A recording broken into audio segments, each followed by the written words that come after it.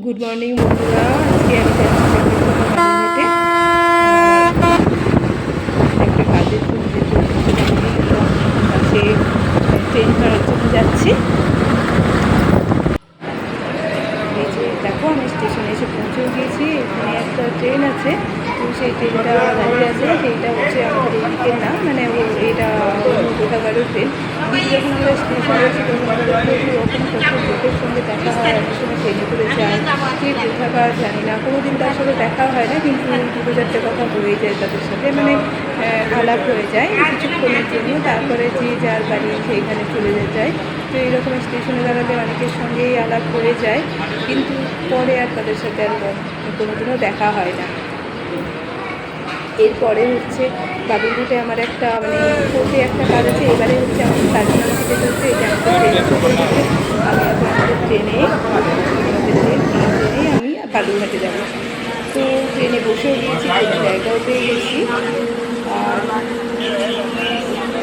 আমার ছেলে হচ্ছে জানলার পাশে নামিয়ে বসে না, জানলার পাশে বসেছে। দেখো আমরা যখন অনেকক্ষণের রাস্তাতে যাই তখন অজানা সঙ্গে আমাদের আলাদা হয়ে যায়। আমরা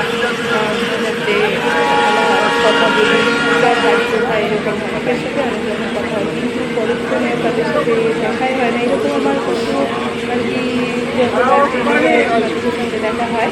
তো এই যে ট্রেনের মধ্যে এইরকম অনেকে আছে যারা অনেক রকমের সাহায্যের জন্য ট্রেনে সাহায্য নিতে আসে। তো এইরকম দেখো কেউ গান শুনিয়ে, কেউ আরও অনেক রকম কিছু দেখিয়ে সাহায্য নেয়। তো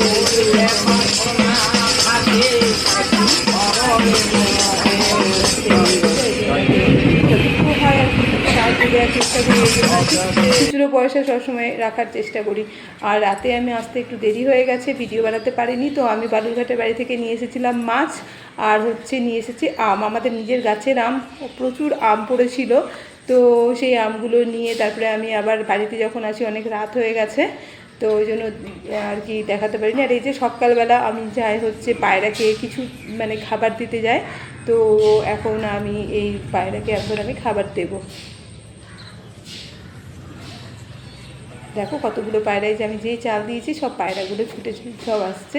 খুব ভালো লাগে, ভীষণ ভালো লাগে যখন পায়রাগুলো আসে। আবার না, আবার যখন ওরা চলে আসে হয়তো আবার চাল দেওয়া কমপ্লিট হয় না, হয়তো উপর থেকে চাল দিচ্ছি, ওরা আবার উড়ে পালিয়ে যায়। আবার কিছুক্ষণ বাদে আবার চলে আসবে, চালগুলো যখন ওদের গায়ে পড়ে তখন ওরা উড়ে পালায়, আবার চলে আসবে একসাথে অনেক দল বেঁধে আসে, এসে আবার চালগুলো খায়। এটা আমি প্রতিদিন সকালে দিই। আমার মনে হয় এই সব প্রাণীদেরকে সবাইকে দেওয়া উচিত।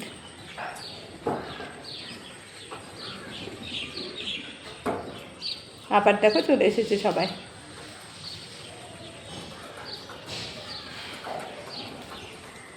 কি ভালো লাগছে না, কত পায়রা।